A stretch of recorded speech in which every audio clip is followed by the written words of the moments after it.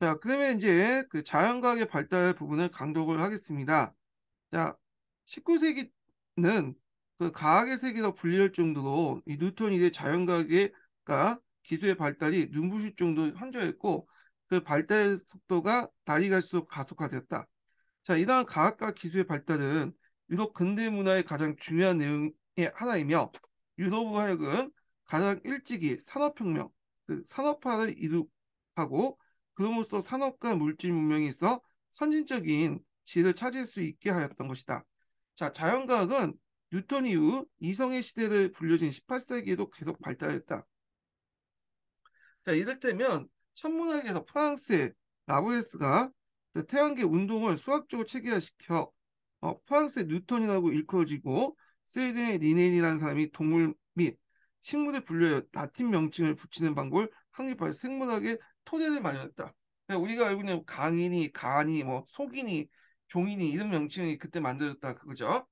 자, 19세기에는 바로 이 생물학에서 매우 중요한 업종이 나오는데 그것은 다윈이 진화론이다. 아, 그래서 그 다윈은 그 당시 이제 자연 도태 방법이란 종의 그 기원에 대해서 발표해요. 생명의 장기간에 걸쳐 단순한 것부터 복잡한 것으로 진화한다고 서로 주장하고 그런 진화 과정을 설명하기 위해서 생존 경쟁, 적자 생존, 자연 도태라는 개념을 제시했다. 그래서 이제 다윈 같은 경우에는 그 우리 인간도 이제 이런 과정에서 만들어졌다고 그러죠. 그래서 이제 공통된 조상이 있고 여기에서 인간과 원숭이가 이렇게 분류되면서 이제 진화돼서 나온다고 했잖아요.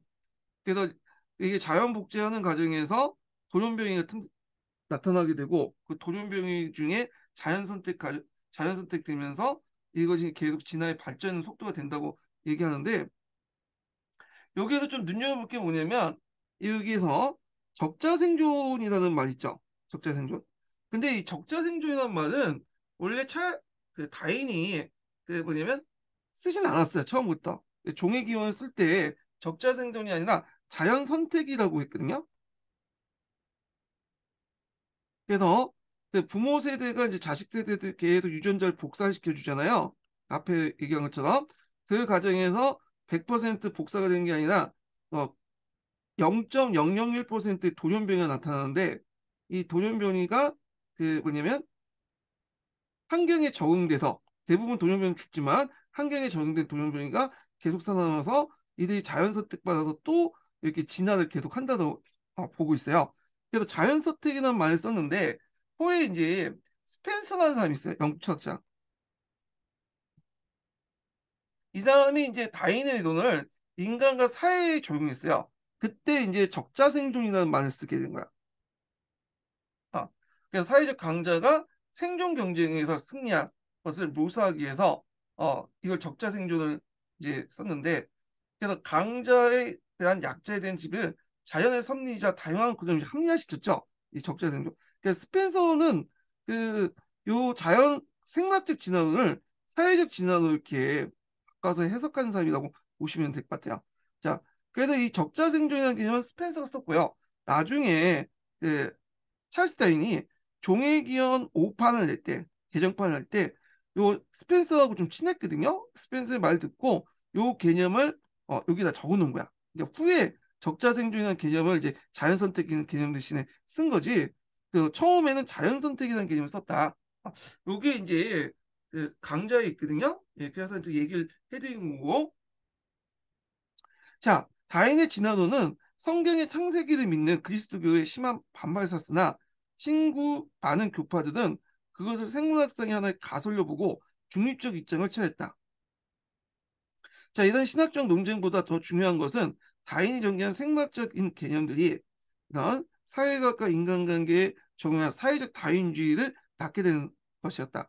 생존 경쟁은 인간 사회에 적용되며 열등한 자는 도태당하고 생존 조건을 적합한 자가 살아남게 마련이다. 자, 이런 주장은 당시 성공을 거뒀던 부르주아나 자본가들의 깊은 강명을 줬고 그러나 연례한 진화론적인 연구의 스펜서 같은 사람을 비롯한 그 많은 사회적 다인주의자는 일단 잔인한 일을 정견한 한편 자선심을 비롯한 이타적 도덕적 감정이 인간 사회의 경우 진화 과정의 최고 업적을 인정했다. 그래서 이제 이 스펜서는 생물학적 진화론을 사회적 그 진화론으로 바꿔서 이제 설명했던 사람이고 앞에서 이 자연 선택의 논리를 돌연변이가 태생되고 이 돌연변이가 선택학을 받아서 자연 선택이 돼가지고 그 뭐냐면 번성한 그 논리를 그 사회생활에도 적용돼 갖고 이걸 이제 뭐냐면 적자생존이라는 말로 바꿨었다. 기억을 해주시면 될 것 같아요. 자, 사회적 다인주의 보이는 이 모순은 우생학 이론으로 어느 정도 완했다. 그래서 인간 사회의 부적절성을 무자비하게 도태하기보다는 적자와 적자의 계획을 결합시켜 인종개혁을 시도한다는 것이다. 그래서 우수한 자들끼리 결합을 시켜가지고 이렇게 부적자든 자연도태하는 식으로 이렇게 한다. 이런 내용들인데 요 과정에서 우생학이라는 이론이 만들어졌다. 이렇게 보시면 될 것 같아요. 자, 그래서 다행히 진화론은 그 부분적인 수정을 받게 되고 그 진화 과정에 있어 중요한 유전에 관해서는 오스트리아의 그 수도승 멘델리의 법칙이 아직도 유효하다. 뭐 이렇게 있고 자, 그다음에 거기 보면 물리학과 화학 관련된 내용이 있는데 넘어가고요. 전기학의 발달에 보면 미국의 모스가 전신을 발명을 했고 베리 전하들 그리고 이탈리아 마르코니가 무선 전신을 발명했으며 그래서 이런 통신혁명이 일어났다. 그리고 우리가 알고 있는 미국의 에디슨이 이제 추기, 뭐 백열절 전구, 영화 등을 발명했고 증기력과 더불어 전력이 동력으로 사용되기 시작했으며 19세기 말에 내연기관이 등장했다. 또한 같은 시기에 독일의 라트켄이 X선을 발견했고 프랑스의 마리, 피에르, 키리 부처들이 나듐을 발견해서 물리학과 학연, 물론 의학 분야에 크게 공헌했다. 그래서 화학과 관련된 내용이 있고 있는데 이거 각자 읽어보시고 그리고 영국의 제너가 이제 우두법을 발견했죠. 종두법이라고 하는데 종두법의 여러 종류 중에 우두법이 있어요. 정확한 명칭 우두법이에요. 그래서 우두법을 발견했고 그 예방 접종을 성공하여 그 프랑스의 파스테르가 세균설을 주장해서 강경법 치료를 이제 했다. 그래서 만원경이란다. 현미경이 이제 발견되면서 세균이 있다는 걸 알게 된 거죠. 세균이.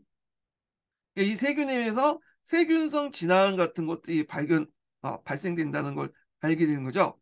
그래서 이제 강경병 치료에 성공했다는데 강경병 강경병은 지금도 약이 없어요. 예, 뭘 그걸 가지고 얘기를 했는지 모르겠는데 하여튼 뭐 중요한 거 아니니까 넘어가고 자 독일의 코우는 결핵균을 발견해서 세균학을 발달시켰다. 그래서 이제 우리가 눈에 보이지 않지만 세균이 있고 이 세균에 의해서 세균성 질환이 발생하는 걸 알게 되면서 점점 위생을 강조하기 시작하죠. 위생. 예. 이렇게 이제 있다는 거. 그 예전에 뭐 그 여담이지만 예전에는 이제 그 산모들이 사망률이 되게 높았대요. 그 이유는 뭐냐면 유럽에서 그런 건데 산모가 애를 낳으면 그 의사가 이제 들어와서 얘를 봤거든요. 근데 의사가 손을 씻지 않고 그 뭐냐면 산모가 낳은 애를 받은 거야. 근데 손에는 온갖 그 병균이 있잖아요. 근데 손에 세균이 있다는 걸 몰랐던 거야 그 당시에는. 그러니까 이제 그걸 받은 걸 가지고 또 다른 산모가 갖고 아기를 받잖아요. 그러다 보니까 이걸 세균성 질환이 산모한테 이제 온 거 가지고 산모의 어떤 그 사망률이 되게 높았다고 그러더라고요. 근데 이제 나중에 이제 이게 손을 씻고 야지 이제 세균이 없어진다는 걸 알고 그 나중에 이게 손을 씻고 이제 산모의 아기를 받다 보니까 이제 유아 사망률이나 산모의 사망률이 낮아졌다거든요. 하여튼 그리고 이게 이제 세균의 발견이 상당히 의학 발달에 큰 공헌을 했다. 이렇게 좀 보시면 될 것 같아요. 자, 세균의 발달은 예방의학과 특히 보건위생에 급속하게 발달을 초래했고 그래서 이제 수술하기 전에 이렇게 손을 씻잖아요. 그게 당연한 건데 지금 이제 볼 때는 그 당시 그 전에 의사들은 손을 안 씻었어. 그래서 오히려 병을 전파시켜주는 그 역할을 했다는 거죠. 자, 하여튼 인류의 난치병에 대한 새로운 도전이 시작되었다. 이렇게 했고요. 자, 그 다음에 요 정도 이제 보고 뒤에 넘어가서 그 탐험가 운하가 있어요. 자, 여기 보면 이제 탐험 과학과 교통기관 그리고 통신기관의 발달은 지리산의 발견 이래 미지의 세계에 대한 탐험 시간을 사롭게 자극했다. 19세기 후반에 영국의 전도사 리빙스턴과 미국 신문사 위촉으로 그 행적을 쫓은 스탈린이 미국 스팅을 아프리카 내륙 지역에 깊숙이 들어가 그곳을 세상에 알렸다. 그래갖고 이제 아프리카 내륙 지역 같은 경우에는 그 당시 유럽인들이 들어가지 못했어요. 주로 이제 유럽인들이 이게 들어가는 지역 보면 제 그림이 없는데 주로 이게 해안 지역 있죠. 해안지거나 사하라 이북의 북부 지역, 그러니까 유럽하고 거의 생활권이 비슷한 북아프리카 지역에서만 유럽인들이 들어갔지, 요 내지까지는 들어가지 못했거든요. 사하라 이남의 밑에 있는 내지까지는 들어가지 못했어. 왜 내지까지 들어가지 못했냐면 그 당시 그 아프리카 그 풍토병이 강해서 그래요. 특히 말라리아 같은 거 있죠. 이 말라리아가 상당히 그 뭐냐면 확산이 됐거든요. 그러니까 이제 여기서 어떤 사람은 어차피 말라리아에 익숙해지니까 물론 말라리아에 걸리면 이제 죽지만 그래도 사망률이 낮은 데만 해서 유럽인들 거의 들어가면 어, 면역력이 없기 때문에 100% 사망이야. 그래서 이걸 이제 들어가지 못한 거야 말라리아 때문에. 근데 이제 나중에 이제 이 자국주의 시대 때 이 아프리카 그 말라리아를 퇴치시킬 수 있는 치료진을 마련했어요. 그러니까 이제 이걸 막고 이제 아프리카 내리까지 들어가게 된 거예요. 예. 이 치료제가 상당히 그 뭐냐면 유럽인들 제국주의에 어떤 큰 공을 해줬다 이렇게 이제 보고 있거든요. 자, 하여튼 그때 이제 그 리빈스턴이라는 사람이 이 아프리카 내륙까지 들어갔는데 이 사람이 그 실종이 됐어요. 그러니까 이제 이걸 알고 있는 이제 그 이 사람을 찾아야 될 거 아니에요. 그러니까 그때 미국 신문사에서 그걸 이제 그 스탠링에게 돈을 좀 주면서 너 한번 찾아봐라. 기사거리가 될 수 있겠다 해갖고 스탠링이 이제 여기 아프리카 오지까지 들어가게 된 거야. 그리고 나서 그때 리빙스턴을 만나게 된 거죠. 이게 이제 기사가 된 거야. 그리고 이걸 통해서 리빙스턴과 스탠링의 만남을 통해서 이 아프리카 내지에 대한 어떤 뭐냐면 어, 관심이 불러일으키게 되죠. 거기에다 때마침 말라리아 치료제까지 이제 발견되니까 너도 나도 이제 유럽 제국주의 국가들이 아프리카 오지까지 들어와서 식민지화 시키게 되는 거죠. 예. 자, 그러면 20세기 초에 미국 해군이었던 피어리가 세 번을 거쳐 북극을 탐험한 끝에 1909년에 드디어 극지에 도달했고요. 1911년에 노르웨이 아문센이 남극에 도달했으며 그 이보다 한 달 늦게 영국의 스콘이 영국 역시 남극에 도달했으나 돌아오는 길에 동사였다. 예. 자, 그래서 근대에 들어와서는 그 유럽 그 각국은 경제 개발을 위해서 국내 하천가 또는 하천의 바다를 연결 운하를 하고 하고 있었으나 19세기 후반기에 더 규모가 큰 운하를 새로 개통했다. 그래서 내륙 운하나 뭐 해안 쪽에 이제 운하를 개발을 하기 시작했는데 물류망이나 뭐 물류망을 정비하기 위해서 그런 거죠. 예, 막대한 물동량을 운송하기 위한 거잖아요. 그래서 수에즈 진화인데 수에즈 진화 문화가 상당히 중요하죠. 요거 이집트에 보면 고대 이집트에서 그 뭐냐면 만들려다가 잘 안 됐어. 이거 만들어졌다고 했지만 시도만 했지 이게 잘 안 됐어요. 예. 그러다가 이제 근대에 들어서 1859년에 프랑스의 맵세스 이 사람 이름은 좀 외워두셔야겠죠. 이 사람이 예전에 그 한번 기출문에 나왔거든요. 기공하여 1869년 완공했고요. 1895년에 북해와 발트해를 연결한 킬 운하도 개통했다. 그래서 이 수에즈 운하가 상당히 중요하죠. 이 네세스가 기반 원래 프랑스 네세스가 만들었지만 실제로 나중에 보면 영국이 그 수에즈 운하의 지분을 다 사들여가지고 영국 그 운하로 바뀌어요. 그래서 영국이 이 수에즈 운하를 또 완전히 장악하기 위해서 이집트를 보호구로 만들죠. 예. 왜 그러냐면 잠깐 162페이지 잠깐 볼게요. 미래 지도를 보면서 좀 설명할게요.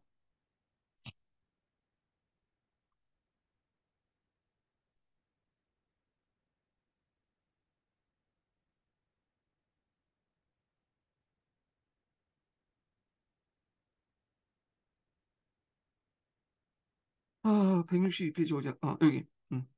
자, 여기 보면 예전에 수에즈 운하가 개통되기 이전까지는 이 영국에서 이렇게 해가지고 뭐냐면 인도로 갔어요. 근데 이제 수에즈 운하가 개통되면서 요걸 지중해 거쳐서 이렇게 인도로 가죠. 상당히 단축되죠. 그래서 인도는 그 당시 영국의 주요 식민지이기 때문에 인도를 어떻게 하든 이제 통치를 제대로 하려면 여기 빨리 인도로부터 군대도 파견하고 또 money 있으면 군대도 파견해야 될 거 아니에요. 그다음에 인도에 가는 이제 상품, 예를 들어 면직무 같은 것도 운반해야 되고 등등 하기 위해서 인도가 상당히 이렇게 가려면 이 수에즈 운하가 필요했던 거야. 그러니까 인도를 확실히 지배하기 위해서는 당연히 이 수에즈 운하를 장악할 필요 있고 수에즈 운하를 장악하려면 요 이집트를 자기 세력권 안에 둬야 될 거 아니에요. 예. 그래서 이렇게 이제 있는데 요 관련된 내용들 한번 볼게요. 자, 오스만 제국의 지배를 받고 있던 이집트는 1805년에 총독이 된 무하메드 알리가, 이 사람이 되게 유명하거든요. 이거는 기타사 할 때 좀 얘기하고요. 자, 무하메드 알리가 근대화 운동을 추진했다. 자, 그는 학교와 공장을 세우고 담배와 면화 등 상품작물을 재배하는 경제적 안정을 도모했다.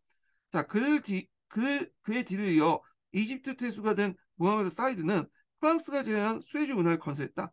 그러나 막대한 공사비 때문에 재정난을 겪게 되고 결국 영국은 수에즈 운하권 건설권을 넘기게 받았다. 원래 프랑스하고 이제 영국이 뭐 5대5 합작으로 이제 했는데, 아니 프랑스하고 그 이집트인가? 이집트가 이제 5대5 합작을 만들었는데, 프랑스가 이제 여기 도중에 영국한테 갖다 팔고 영국이 또 이집트의 지분을 또 받아들였어요. 예. 그래서 그 영국이 수에즈 운하 경영권을 뭐냐면 얻게 되었다. 그래서 왜 건영권을 얻었냐? 아까 얘기한 것처럼 인도 때문에, 인도. 그래서 유럽과 아시아에 있는 지성교를 차지하여 본국과 식민지 인도를 연결을 용이하게 만들고자 했다. 자, 이후 이집트가 외세 내정 간섭을 받게 되자 영국이 이집트를 보고 만들었죠. 예. 그래서 이제 그 외교권도 뺏고 그랬잖아요. 그때 이제 아라비아 파샤는 이집트를 이집트인에게 구원을 내세워 외세 배격 운동을 주도하면서 헌법을 제정했으나 곧 영국에 진압되었고, 그 1914년 영국은 이집트를 보호국 삼았죠. 예. 보호국. 그러니까 식민지라고 보기에는 외교권을 뺏는 보호국 상태였다 보시면 돼요. 우리가 을사조약 때 통감부가 설치됐잖아요. 그 상황 정도 이렇게 보시면 되겠죠. 예. 그래서 이제 이 수에즈 운하는 영국이 확실히 인도를 지배하기 위한 거다. 그래서 이런 것도 같이 기억을 해두시면 될 것 같아요. 자, 그럼 다시 이제 넘어가서 보면, 자, 대서양과 태평양 연결 파나마 운항도 많은 어려운 끝에 개통되었다. 원래 이제 이 파나마 운항도 처음에 개발한 사람 누구냐면 SS가 이제 여기를 하려고 했어요. 근데 여기가 상당히 뚫기가 되게 힘든 지역이 많아요. 거기다 또 모기 같은 게 많죠. 그래서 이제 하다가 사람들이 너무 많이 죽으니까 포기를 했어.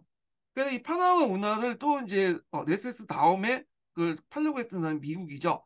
미국 입장 볼 때는 여기 이제 국가를 보면 아시면 알겠지만 여기가 태평양이고 여기가 대서양 지역이잖아요.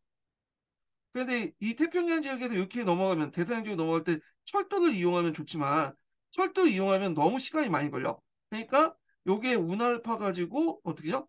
이렇게 해서 넘어가는 게 훨씬 더 물류 비용이 감소되겠죠. 그래서 이제 파나마 지역을 이제 뭐냐면 파나마 운하를 팔려고 했는데, 그때 파나마는 누구 땅이었냐면 그 당시 이제 그 콜롬비아 땅이었어. 그래서 콜롬비아하고 협상을 했어요. 어, 그래서 이제 했는데 콜롬비아가 처음에는 돈을 주겠다니까 미국에서 너네 이제 채굴권을 주겠다고 약속을 했는데 의회에서 반대가 심한 거야. 너무 적은 돈 가지고 받지 않냐. 그래서 거부를 낸 거야. 그래서 미국이 이제 어떤 생각을 했냐면 차라리 콜롬비아와 파나마를 분리시키자. 그래서 그 파나마에 있었던 이제 거기 파나마 지주들 선동을 시켜갖고 파나마 독립운동을 펼치게 한 거야. 그래서 결국에는 이 독립운동을 이제 미국이 지원하게 되고요. 파나마를 이제 콜롬비아에서 분리시켰죠. 그리고 나서 이제 파나마 정부하고 이제 운하 계약을 맺게 돼요. 그래서 파나마 운하를 뭐냐면 그 완성을 시켜주면 미국이 99년 동안 조차를 해주겠다. 파나마 운하를. 그래서 그 당시 파나마 운하를 이제 만든 대신에 미국이 99년 조차를 하겠다는 그 협약을 파나마 정부가 이제 도장을 찍어주죠. 그리고 미국이 이제 운하를 파고 거기에서 운하에서 약간 2km 정도를 운하지대로 만들고 요 지역을 운하지대로서 조차를 하게 되고 파나마 운하의 운영권을 갖게 되죠. 그래서 이따가 이제 약속 기간이 지난 후에 이제 이 파나마 운하는 다시 파나마 정부 넘어가게 돼요. 예. 하여튼 요 파나마는 상당히 그 운하는 그 상당히 그 미국에게 큰 도움을 줬다. 네, 필수적이다. 이렇게 보시면 돼요. 하여튼 보면 특히 이제 수에즈 운하와 파나마 운하의 개통은 해상 교통의 혁명에 초래했다고 할 정도 그 의의가 크다 이렇게 보시면 되고요. 그리고 파나마 운하와 관련된 개척 관련된 내용이 예전에 기출 예문으로 나왔어요. 예. 그래서 이거 좀 원료선언 관련된 예문에서 그게 언급돼 있거든요. 그거 좀 기억을 해두시는 게 좋을 것 같아요. 예. 자, 그 다음에 이제 철학 관련된 내용을 보는데요. 자, 여기 보면 이제 독일에선 간접 철학이 발달됐죠. 네. 칸트에서 시작된 독일의 간접 철학은 피에트에 거쳐 헤겔에 이르러 절정했다. 자, 헤겔의 철학은 논리학, 법철학, 역사 철학 등 다방면에 걸쳤다. 그에 의하면 세계사는 세계 정신이 스스로 나타난 과정이며 그 과정은 번진법에 라는 동적인 발전 개념으로 설명했다. 즉 역사의 발전은 기존 질서의 정가 이에 도전한 안티테제의 대립과 이를 지향하는 진테제의 어떤 성립이라는 과정의 영속이었다. 그래서 정반합의 원칙이었다. 요 정변적 번진법적인 논리는 이 사람이 처음 제시한 건 아니에요. 해결이 예전부터 있었어요. 이게 그걸 이제 해결이 이제 철학에 적용을 했던 건데 요 내용, 요 내용이 예전에 기출문제 나왔죠. 09년 기출문제에 그 근대 사학자들과 그다음에 고대 사학자를 비교한 문제가 있거든요. 그래서 해결의 철학은 그냥 범진법적인 어떤 철학을 제시해서 나름대로 세계 법칙을 제시했다. 보편적인 법칙을 제시했다라는 식으로 한번 시험 문제 나왔어. 그래서 이 해겔이 이제 요구하는 그 세계 정신이라는 거는 누가 구현돼 있어요? 세계 정신. 프로이센이 구현을 하겠죠. 프로이센에 의해서 구현된 그 정신을 얘기한 거야. 그러니까 독일의 간연론자들은 영국과 프랑스가 막 시민혁명이 일어나고 근대화 갈 때, 얘네들은 머릿속에 근대화를 했죠. 그러니까 바꿔 이제 그걸 이제 근대 어떤 시민혁명이나 어떤 근대적 사고방식을 표출하면 탄압을 받으니까 얘네는 안으로 그걸 뭐냐면 정신승리해서 얘기했죠. 그래서 현실보다는 간접적인 해체를 통해서 정신승리해서 근대하려고 했던 그 세력들이에요. 그래서 말은 되게 좋은데 행동이 없어. 그냥. 자, 회계가 관련된 철학도 좀 기억을 해두시고요. 자, 이다음 번진법적인 개념은 역사와 사회 발전에 이해하는데 큰 새로운 시야를 줬으며 이 마르크스에게도 심대한 영향을 미쳤다. 그래서 이제 해겔은 알렉산더 대왕, 카이사르, 나폴레옹 등 세계사적 영웅을 꼽고 국가의 중요성을 강조하고 이때 국가라는 것은 프로이센이죠. 그리고 요 프로이센이 세계 정신을 구현한다고 얘기했잖아요. 자, 20세기 독재체제 사상에 선구적으로 해석되지만 그가 생각한 최종적인 정치적 진퇴제는 단념적인 하나 자유주의하는 프로이센 국가이다. 앞에서 얘기했지만 독일의 간념론자들은 앞에서 행동을 통해서 사회 뭐냐면 근대가 어떤 근대적 정신을 발현하는 게 아니라 안에서 탄압을 받으니까 안에서 간접적으로 해체해갖고 그걸 구현하려고 했다. 자, 하여튼 이 해결처와 관련돼서 예전에 기출문제 나왔으니까 기억을 해두시고 해결처하고 후에 이제 뭐냐면 어, 마르크스에도 영향을 주고 그런 것들 좀 기억을 같이 해주시면 될 것 같아요. 자, 그다음 프랑스에는 독일과 달리 꽁트라는 사람이 있어요. 이 꽁트는 실존주의를 세운 사람이죠. 사회학자인데 실존주의 철학을 주장했다. 그래서 그에 의하면 인간의 인식은 신학적, 형이상적, 실증적 세 단계를 거치며 수학이나 물리학 등 자연과학은 실증적 학문이 되었으나 사회에 대한 학문은 아직 그 단계에 도달하지 못한다고 하였다. 그래서 그리하여 사회학이나 새로운 분야를 개척했고 19세기 때 후반에 자연과학의 영향을 받아 실존주의가 유럽 세계의 어떤 사상계의 주된 흐름이 되었다. 자, 그래서 이 사람은 이제 세계를 신학적인 인식의 발전 단계 세 단계 나왔죠. 신학적, 형이사학적, 실증적 이렇게 본 거야. 네. 신학적이라는 것은 이제 중세 시대를 얘기하죠. 인간의 그 중세 시대는 인간의 인식에 신의 영향력이 되게 강했잖아요. 그 다음에 형이사학적으로 넘어가는 형이사학적이 뭐냐면 계몽주의야. 계몽주의가 이제 내세운 게 뭐예요? 인간은 이성적인 존재이며 불합리한 것을 계승하면 진보한다는 믿음이잖아. 그 믿음 자체가 검증 가능한 건 아니죠. 형이삭적 신념이잖아.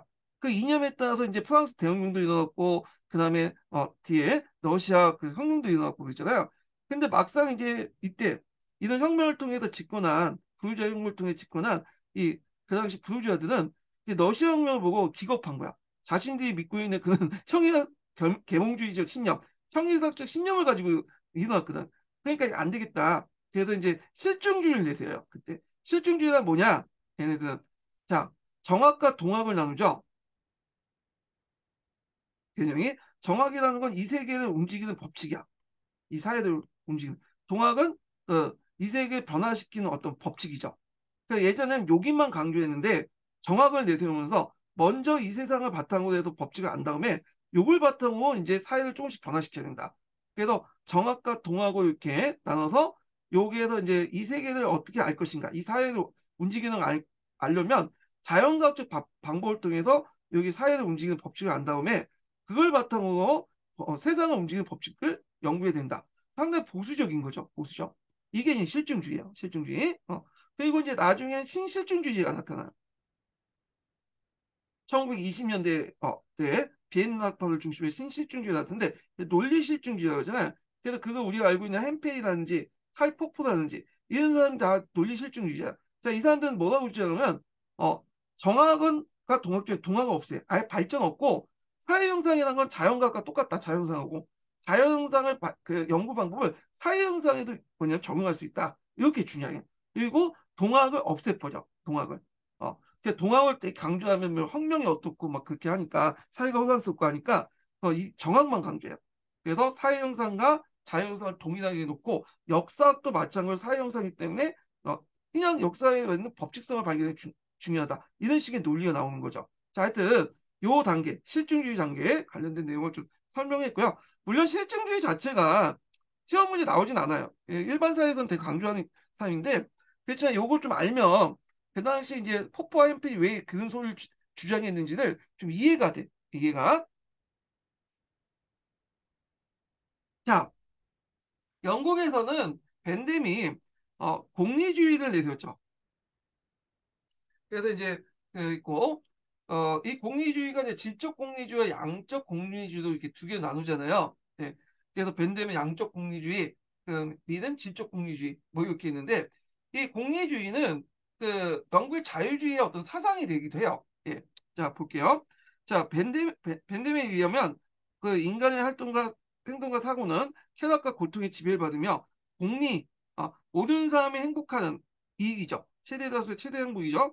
공리의 원리는 바로 이 사실을 인정하는 것이며 개인마다 저마다 자신의 행복을 추구하게 하기 마련이다. 그러나 소수의 행복 추구가 다수의 행복을 손상시키면 안 되며 입법과 사회 궁극적은 최대 다수의 최대 행복이라고 주장했다. 자, 그의 철학은 영국의 자유주의 개혁과 사상에 밑받침이 되었으며 그 자신이 원형 감옥 같은 현실적 개혁안을 많은 제시하기도 했다. 그리고 이 벤뎀의 그 철학, 공리주의 철학을 이어받은 게 밀이죠. 밀은 질적 공리주의를 내세우잖아요. 예. 그래서 배부른 돼지보다 배고픈 소크라테스가 낫다. 그래서 이 공리주의는 지적 공리주의를 내세웠다. 좀 기억을 해두시면 돼요. 근데 이 공리주의도 함정이 있어. 왜냐면 모든 사람이 행복이 모든 최대 다수의 최대 행복이 공리라고 얘기를 하고 이걸 추구해야 된다고 하면 이게 이제 예를 들어서 이제 지금 뭐 부동산이나 이런 코인 시장의 가열 같은 것들을 얘기할 때 이게 좀 문제가 있는 거죠. 부동산 코인들을 통해서 돈을 벌고자 하는 욕망들이 많잖아요. 근데 이게 이걸 통해 행복감을 느끼는 사람도 많죠.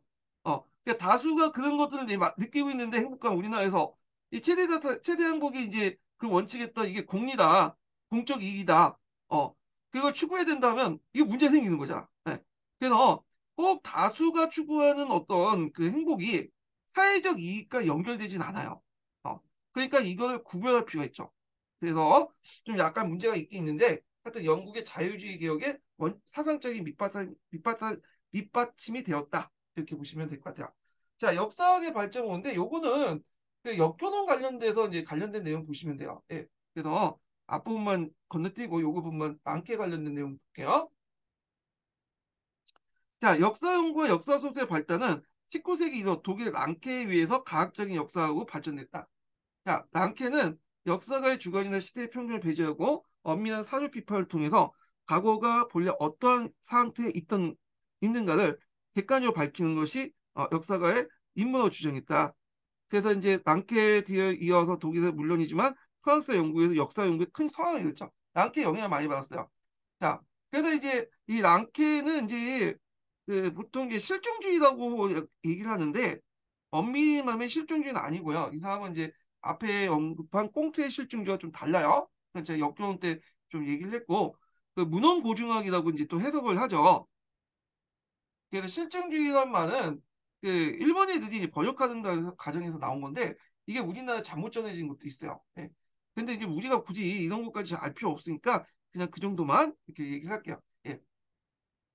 자, 이렇듯 이제 19세기 때 역사학이 크게 발전된 것은 학문적인 전반적인 융성과 관련이 있지만 특히 이 낭만주의와 민족주의의 자극이 컸죠. 예. 낭만주의가 역사학의 발전에 큰 영향을 줘. 이거 예전에 기출문제 나왔어. 기억을 해두시고요. 그래서 이제 그 당시 이제 중세를 낭만의 시대로 보죠. 그래서 낭만을 이제 중세를 뭐냐면 연구하기 시작해. 이런 것들이 중세의 민족주의 어떤 이념, 독일 정신 이런 것들 찾기 시작한 거죠 또. 예. 그리고 중세를 단순히 고대와 근대에 넘어가는 가도기 시기로 본 게 아니라 중세 자체를 소중히 여기고 그걸 강조하기 시작해. 이런 것들이 역사주의죠. 역사주의. 개별성, 개별적인 시대성을 강조하는 거. 이런 것도 이제 뭐냐면 그 근대 역사의 그 형성하는데 큰 역할을 주죠. 그래서 근대 역사학은 이 낭만주의, 민족주의, 그 다음에 역사주의 이런 요소들이 결합돼서 근대 역사학이 형성됐다 이렇게 보시면 돼요. 자, 그래서 민족주의와 낭만주의 서로 결합되어 있고 정치 면에서 보수적인 경향을 받는 한편 민족의 가고나 정통에 관심을 돌리고 계몽사상을 멸시했던 중세 문화를 새롭게 봤다. 그래서 중세를 낭만의 시대에 본 거죠. 낭만. 아까 지금 그렇죠? 계몽은 근대에서 이성을 강조한 건데 이 낭만의 시대에서 뭔가 앞에서 민족주의와 결합되어 갖고 뭔가 독일 정신을 찾는 거예요. 각국의 민족 정신 원형을. 예. 자, 이러한 역사학의 입성과 더불어 나라의 독일에서 경제학에서 리스트와 그 다음에 로쇼가 법학에서 사비니 등 역사학파가 등장했다. 자, 이 역사학파가 등장했는데 이거 무슨 이게 경제하고 뭐 법학의 역사하고 뭔가 관계냐 이렇게 생각하시는 분인데 역사학파는 우리가 역사를 연구할 때 역사학파가 아니라 역사주의를 바탕으로 뭐냐면 했기 때문에 역사학파라고 하는 거야. 아까 역사주의라는 것은 보편성보다는 개별성을 강조하잖아요. 개체의 개별성. 요게 바탕한 거야. 그래서 독일 민족만의 어떤 개별성을 강조하자. 그래서 역사학의 독일 민족의 역사를 개별성을 강조하는 거, 중세를 강조하는 거죠.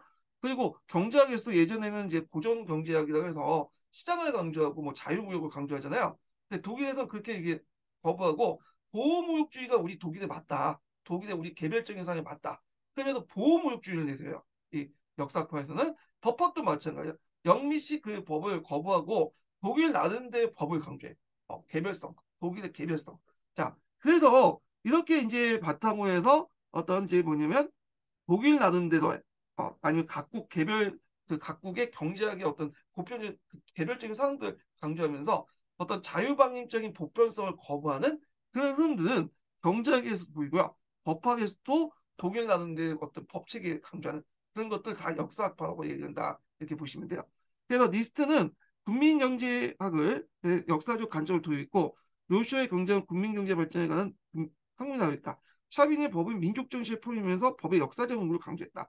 이때 역사적 연구는 각각의 민족의 어떤 그 개별성을 강조해서 법과 경제를 연구해야 된다. 이런 것들이죠. 자, 그 다음에 문학사조를 볼게요. 이 문학사조 관련돼 갖고 예전에 기출문이 나왔어요.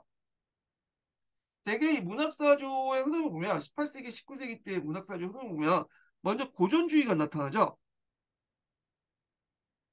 그래서 고전주의는 계몽주의를 바탕으로 한 이성을 강조하는 그런 사상이잖아요. 그래서 고전주의가 나타나고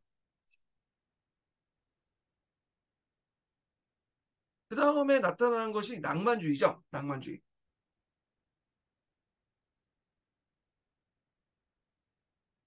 그래서 고전주의가 너무 규격과 형식에 치우쳤다. 너무 이성을 중요시했다. 그래서 인간은 원래 감정적인 존재다. 그 직관을 강조하고. 그러면서 이제 앞에서 민족주의 결합하는 그 낭만주의가 등장해요. 18세기, 19세기 넘어가는 때 계몽주의 반발로 나타나는 것이 낭만주의죠. 그래서 이 낭만주의가 있고 그 다음에 사실주의가 나타나죠. 리얼리즘.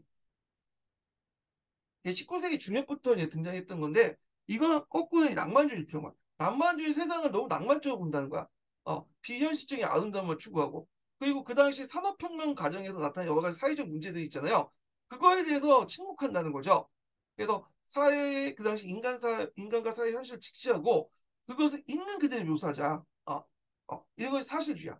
거기에 이제 뭐냐면 이 사실주의가 어디에 영향을 주냐면 자연주의에 영향을. 그러니까 사실주의의 확장판이 자유주의다 이렇게 보시면 돼요. 자연주의.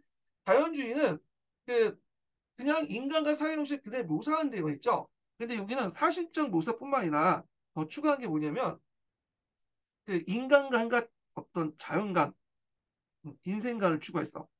그 현실의 문제에 대해서 그대를 모사할 뿐만 아니라 자기 나름대로 대안을 또 제시하고요. 그 다음에 자연과학적 수법을 또 사용했어. 그래서 이 사회를 진단하는 거야. 이 사회 이런 문제가 왜 원인이 일어나는가? 그리고 그걸 해결책이 뭔가? 의사가 환자의 몸을 진단하는 것처럼 그리고 진단하고 그것을 병명 알고 그거에 대해 약 처방을 하는 것처럼 작가도 현실 문제를 진단하고 단순히 사실의 모사뿐만 아니라 그걸 바탕으로 해서 사실에 대한 어떤 대안 해결책을 사실에 대한 해결책을 제시하는 그런 것까지 하죠. 그래서 이들은 산업혁명으로 초래된 사회 변화에 대한 깊은 관심을 가졌을 뿐만 아니라 거기에 잠재된 문제점과 자연과학적 방법을 통해 그 원인을 참고하고 해결책을 제시하려고 했다. 그래서 이제 이 자연주의 작가와 관련된 대표적인 사람들이 어떤 사람이냐면 요거 좀 볼게요.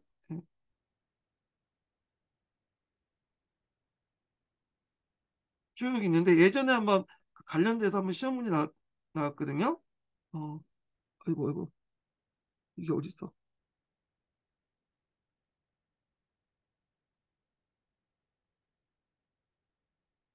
자, 이 대표님, 어, 에미졸라는 사람 있어. 그, 나는 고발한다는 서한을 보낸 사람 있죠. 이 사람 목로조전을 썼고, 스탠당이 적가흑, 클로베르가 고발을 부인, 모파삭, 톨스토이, 이런 사람들이 자연주의 작가야. 자연주의. 그래서 요거에 예전에 관련된 문제가 나왔다. 근데 이때는 자연주의라고는 말 없고, 선택지에 사실주의가 있어요.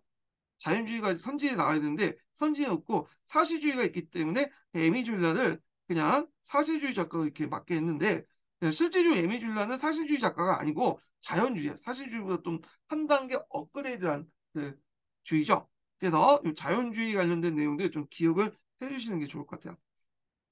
네. 그래서 그 밑에 이제 계몽주의 작가와 낭만주의, 사실주의 작가들이 쭉 있죠. 계몽주의 대표적인 사람은 파우스트, 쓴 게테라는 사람 있죠. 젊은 베르트 스푼 같은 거 있고, 실러의 비에름텔, 낭만주의는 그 아이네 워즈워드, 푸시킨, 바이런 이런 사람들이 낭만주의인데 이렇게 하이네가 쓴던 노란의 책, 노란의 노렌의 책, 노렌의 책이고 그 다음에 위고의 예민할 잡은 장발장 나온 거 있죠? 그런 책들이 있었다. 이렇게 보시면 되고요. 그 다음에 사실주의는 이런 사람들이 사실주의 작가들이다. 이렇게 보시면 돼요. 자, 그래서 19세기 이제 그 문학의 흐름 관련된 내용들 얘기를 했어요. 그래서 요거 한번 읽어볼게요. 이게 예전에 7차 교과서, 세계사 교과서에 있는 내용이거든요. 한번 볼게요. 자, 민족주의 영향을 받은 낭만주의는 고존주의에 대한 반발로 나타났다. 자, 이들은 고존주의가 감정을 무시하고 형식을 존중함에 따라 인간성 상실이 나타났다고 보고 개인의 감정을 중시하고 형식에 얽매이지 않고 자유분방했다. 자, 낭만주의자 신조는 내 마음대로 멋대로 해라는 말로 잘 표현되어 있다. 자, 사실주의는 산업혁명 후 자본주의 사회가 성장하고 있고 자연과학 발달과 심리적 과학정신 복음에 따라 있는 그대의 현실을 관찰하고 경험을 기초로 한 물질과 사회적 법칙을 추구하는 경향이 나타나서 등장했다. 있죠. 자, 그래서 이제 그 철학 분야에서 실증주의와 유무사가 나타났으며 문학과 예술에는 사실주의와 자연주의가 나타났다. 그래서 이 사실주의와 자연주의인데 여기 사실주의는 전 그 뭐냐면 문학이나 뭐 과학에 확산됐던 주의고 여기 문학에서도 요 영향을 받아서 사실주의와 한글의 한 단계 업그레이드된 자연주의가 나타났다는 거죠. 예. 1870년 이게 문학에서 나온 사실주의 얘기한 거야. 1870년대 이후 20년간 사실주의는 더욱 발전되어 단순히 현실의 관찰에 그치는 게 아니다. 여기까지 사실주의죠. 신원의학적인 방법을 동원해서 인간을 분석하고 어떤 환경과 유전하에 인간이 어떻게 살아가는 걸 묘사하는 자연주의에 나타났다. 자, 자연주의 창작 태도는 의사가 인간의 육체에 대한 행해진 병리학적 시 행해진 병리학적 실험과 같은 방법으로 인간과 사회를 분석하는 것이다. 예. 그래서 이런 내용들 좀 기억을 해두시면 될 것 같아요. 자, 그래서 이제 이렇게 해서 한번 봤고, 자, 그 다음에 이제 넘어가서 관련된 내용을 읽어볼게요. 안 읽었네? 설명만 하고 안 읽었죠? 예. 한번 볼게요. 자, 19세기의 문학은 백화낭만이라고 할 정도 다채롭고 풍부했다. 자, 전반기 경향은 낭만주의가 주를 이뤘고 후반기에는 사실주의와 자연주의가 나타났다. 먼저 낭만주의 볼게요. 그 전에 이제 그 고전주의가 있었죠. 예. 그리고 자, 고전주의는 국역과 형식을 치우치고요. 그리고 계몽사상이 이성을 너무 지나치게 강조해. 영향을 받아서. 자, 그래서 이에 대한 반발로 인간의 감정과 정서를 중요시하고 직관에 의존하며 현실이 없는 것을 추구하는 경향을 지며 민족주의가 결합되면서 민족의 각오와 중세에 깊은 관심을 가졌다. 자, 그 이제 대표적인 사람들이 나오죠. 독일의 낭만주의는 이미 게테와 실러를 중심한 질풍 노동운동에 싹 트고 있었으며, 참고로 이 사람은 고전주의 작가들이에요. 예. 근데 이제 요때 맹아가 보였다는 거야. 고전주의 그 끝무렵에. 자, 그를 뒤어서 이제 하이넷이 노비데스의 소설, 그다음에 클라이스트의 극작 등에서 반발했다.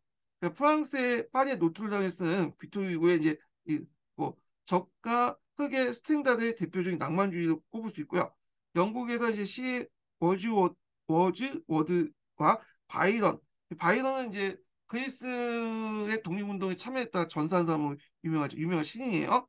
그 테니스의 소설 테니스, 그다음 소설의 중세 기사를 테마로 한 아이바오의 그 작가 워터 스콘이 대표적인 거다. 러시아에서는 푸스킨이 낭만적인 시와 소설을 쓰면서 러시아 국민문학의 길을 열었다라고요. 자, 그다음에 이제 사실주의 관련된 내용 볼게요.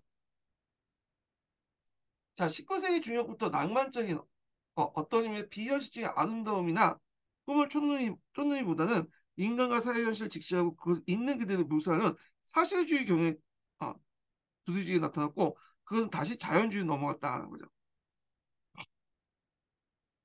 그러니까 영국의 디킨스와 그다음 프랑스의 발자크는 낭만주의 시대에 이미 소설을 쓰기 시작했고, 따라서 낭만주의 영향을 찾아볼 수 있으나, 디킨스는 이제 당시의 영국 사회와 세태를 예리하게 사실적으로 묘사했고, 발자크는 인간 시국이라는 라고 이름 짓는 일련의 소설에서 프랑스 중산계급의 생활을 리얼하게 묘사했다.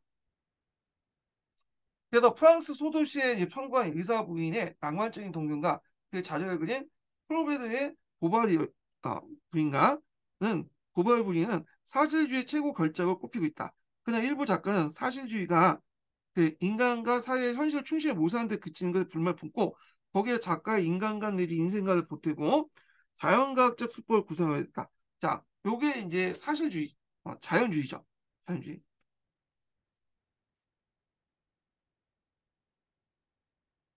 자, 그에 탄생한 자연주의는 산업 혁명의 초래된 사회 변화에 대해 보다 깊은 관심을 가졌을 뿐만 아니라 거기에 잠재한 문제까지 제시하려고 했다. 그래서 이제 대표적인 자연주의 작가로 프랑스 에미 졸라의 제르미나, 목로조조이라고 잠깐 하여튼 제레미나 있고, 그 다음에 그 독일의 하우프트만의 집중공, 목로주주 따로 있네요. 예. 그래서 제레미나라는 작품이 따로 있고, 목로주중도 따로 있어요. 예. 자, 그래서 집중공에서 이제 노동자의 어려운 처지를 그렸으며, 역시 존재의 주점에서는 잠깐만, 주점에서 그리고 하우프트만의 해 뜨기 전에는 인간의 타락한 모습을 그렸다. 한 가문의 자연적 사회적 역사로 할 수 있는 졸라의 르궁 마카로 시리즈는 확실한 생물학적 유전 법칙에 영향을 받은 것이다. 자, 이렇게 이제 있고요. 그래서 이제 문학사적 관련된 내용이 있고요.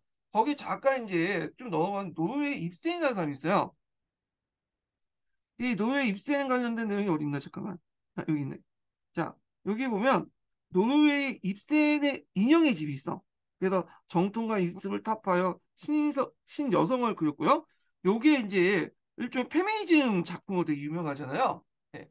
그래갖고 이제 그 입센의 인형의 집, 그래서 있는데 요게 이제 후에 신문화 운동에 또 영향을 주죠. 여성 해방 운동에. 아, 요 부분은 나중에 좀 얘기할게요. 예. 그리고 이제 뭐 밑에 뭐 도스토옙스키의 제아별, 어, 카라마조프의 형제 등에서 인간의 어떤 영어 문제를 깊게 다뤘으며 당대 러시아 사회를 모색했다는 거. 톨스토이 같은 사람도 있죠. 자, 그 다음에 이제 그 미술과 예술 관련된 내용들이 있는데요. 여기는 이제 요거 이렇게 이제 낭만파가 등장하고 사실주의, 인상파, 후기 인상파 이런 것들이죠. 그래서 이제 좀 볼게요. 이거 뭐 나올 가능성은 별로 없는데 한번 읽어나 볼게요. 자, 19세기 전반기에는 에스파냐의 고야, 그러니까 프랑스의 드라큘라, 영국의 터너 등 낙마파가 주를 이뤘다. 19세기 중반에는 만종을 비롯한 목가적인 전업 풍경을 사실적으로 그린 바르 비종파의 대가였던 밀레, 파리 꼬무에 참가해서 투옥되고 스위스 망명 사실주의 크로베, 풍자적 만화와 수많은 석판화를 그린 특이한 존재인 도미에 등이 있었다. 자, 19세기 후반에는 마네부터 시작해서 모네 같은 드가 또는 투르주 로트렌 등이 느누아르 등 기자성 같은 인상파가들이 활약됐다. 자, 인상파가들은 일본의 우키요에 영향을 받았다고 해요. 그래서 예전에 그 그림을 그릴 때 보면 아주 사실하고 사실적으로 리얼하게 그린 게 제일 좋았거든요. 근데 요 부분에 이제 이 사람들이 등장하는 19세기 초중반에 넘어가면 사진기가 만들어지죠. 사진기가 오히려 더 정확하게 묘사를 하잖아요. 그러면 그림을 그리는 사람의 입지간이 없어지게 되는 거야. 그래서 입지를 다시 정할 필요가 있겠죠. 그래서 사물을 그대로 그리는 게 아니라 어떤 빛의 흐름이라든지 빛의 색이라든지 작가의 어떤 인생관 이런 것들이 투영해가지고 이걸 재해석해갖고 그리기 시작하죠. 이게 이제 인상주의 학파들이에요. 인상주의. 그래서 이제 그들은 강선을 구성색소로 분해하여 몇천 개의 점을 나타나 보는 사람을 알고 일정한 거리에서 이를 재구성하는 독특한 합법을 구성했으며 소재를 일상생활에 확대시켜 주관적 인상을 대담하게 모색했다. 그래서 종전의 사실주의에 입각한 것보다는 그것을 재해석해서 나름대로 철학이나 인생관을 통해서 재해석하는 그림을 그렸다는 거죠. 그래서 있고 그래서 19세기 때 만약 프랑스의 세잔과 고갱 그리고 네덜란드 방고 그등의 등이 인상파를 탈피하면서 이 독자적인 학풍으로서 현대화의 길을 걸었다. 자, 그래서 이제 조각에는 19세기 사람들이 유명한 생각하는 사람 유명한 프랑스 로댕 등 19세기 후반에 활약했다. 뭐 이렇게 있고 이게 아마 후기 인상주의 학파예요. 예. 그래서 근데 후기 인상주의 학파 같은 건 저도 잘 모르니까 넘어갈게요. 예. 그 다음에 이제 그 음악에서는 여기도 뭐 낭만주의 음악이 있고 그 다음에 이제 그 낭만주의 음악 중에 좀 유명한 사람이 독일 바그너예요. 이 사람이 이제 독일 민족주의 음악의 어떤 그 민족주의 음악에 큰 영향을 줬던 사람이거든요. 민족주의에도 영향을 줬고 그래서 이 바그너를 그 당시 시틀러가 되게 좋아했다고 해요. 시틀러가. 네. 그래서 이 시틀러가 이 바그너의 음악, 오페라 같은 걸 되게 좋아했다고요. 그래서 주로 바그너는 독일 민족 정신을 강조하면서 중세를 전설을 바탕으로 이제 여러 곡들, 오페라나 이런 곡들 많이 만들었다고 하거든요. 그래서 시틀러가 이 독일의 바그너로부터 많은 영감을 받았다고 하고 있어요. 그래서 독일 민족주의의 어떤 음악가 이렇게 보시면 돼요. 자, 독일 바그너는 중세 전설을 주제로 극과 음악을 결합시켜 오페라를 만들어갖고 종합 예술로서 장대한 악극을 내놓았다. 이렇게 보시면 되고요. 자, 그래서 이제 이렇게 해서 이제 문학 관련된 내용을 예술하고 이제 미술 관련된 내용을 좀 했고, 그리고 다음 시간에는 여기에서 끊을게요. 그냥 오늘 여기까지 근데 다 끝났으니까 다음 시간에는 제국주의 현대 관련된 내용을 진행을 하겠습니다. 예, 오늘 끝까지 듣느라 수고하셨고요. 다음 시간에 뵐게요. 예.